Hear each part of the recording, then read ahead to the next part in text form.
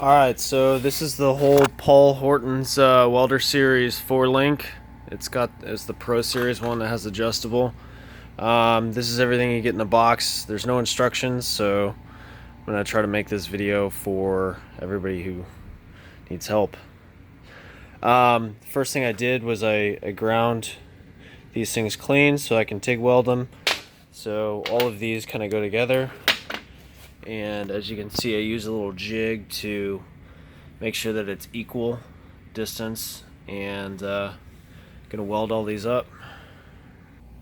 Alright, so I got all of these welded, all 8 of them, and so they're gonna go on here. And so what I've seen online is you get another one of these damn things, you screw them on, and then you use a bolt to line up with the bushing here so that they're all the same length.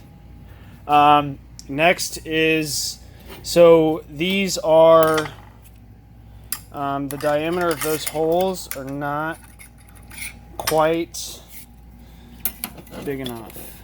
So if you look here, they are almost 3 inches. So, or they're probably exactly 3 inches. I've got a 4 to 8/8 that I've actually lengthened. I tried shortening one and it failed miserably. So I had to take the section that I shortened and add it into a different one to lengthen it, and I get pretty decent clearance. So obviously so it's about half that, which is not bad. I just hope I don't rub. But anyway, on the 4 to 8/8. We see here it's about 3 1/4. So I've got to go back to here, and first of all I've got to get this damn thing on, because clearly it's not going to slip over that. So I've got to cut this out, at least half the circle, so I can fit it in, and then also widen the circle to 3 1/4. So pretty much what I was going to do is, not sure what side I'm going to cut, but I'm going to start from one side, and then just I found this fire extinguisher that I got, and this is actually exactly 3 1/4. So stencil out a piece of cardboard, or actually this is fine actually, so I can just take out this, and then I'll weld these all together so that they're all done the same. So if I weld them all together and put them in my vise here, I can cut them all out the same, or I'm just going to grind them out with a die grinder, and we'll see how that goes. So I'm not ending up welding it. I cut out or drew exactly where my cuts are going to be, and then I actually used 2 5/8 bits, or what size are these? They're 5/8. Yeah, 5/8 bit. You can see, and then I used a 3/8 down here. And once they're all holes, they're all lined, and then you just really muscle this shit down so that I can go ahead and cut these, and then grind out kind of the sides here. So check back in when I'm done with that. Alright, so I finished cutting this out so it fits correctly on the rear end, and then I assembled all of the links, and if you just keep them straight, you can easily get them all the same length. Just keep in mind, one side's going to be left-hand threads and the other side's going to be right-hand threads, so if the threads aren't going in correctly, that's probably why. Don't force it.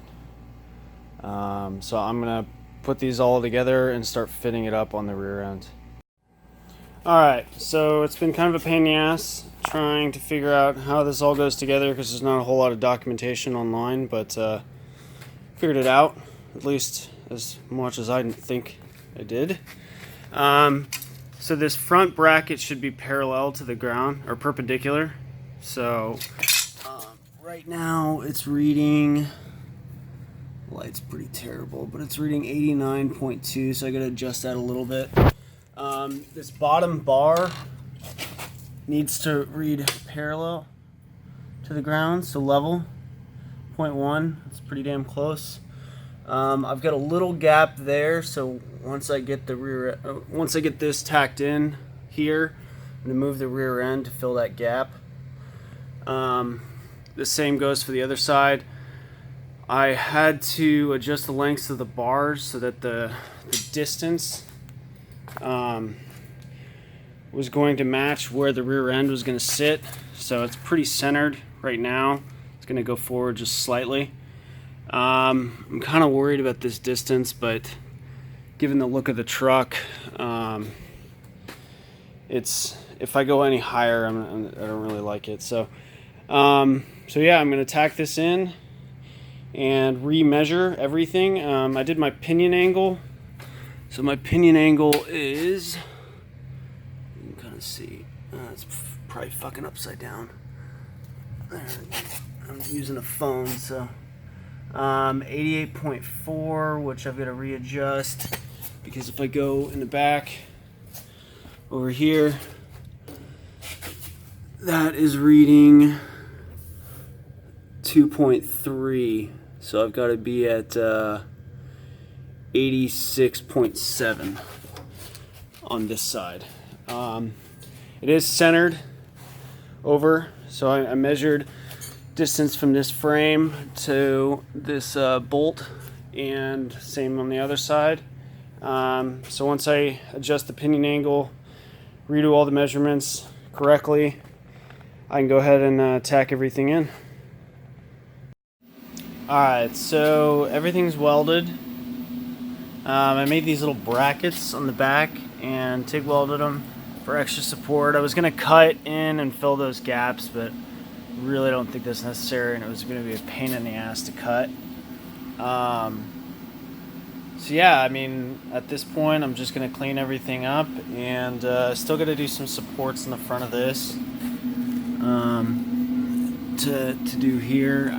I'll probably do a triangle up to this bar, and then I'll probably end up just boxing in this whole cross member to make it stronger, but not quite sure about the boxing. But yeah, it's coming together, and then I'm working on the panhard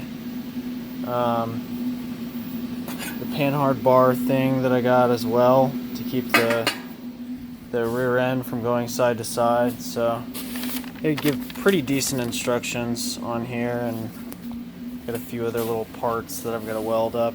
But yeah, we're just gonna be in a cleaning up phase, brake clean everything, redo the seals and bearings, and put it all back together. Alright, so this would be the finished product. I made these extra reinforcements here. I still got to go back and kind of weld and clean this shit up, but that's how I used to bend the metal, because it just was not bending. This is like 3/16 plate, but this should be plenty strong. Right there, everything's kind of painted in the back.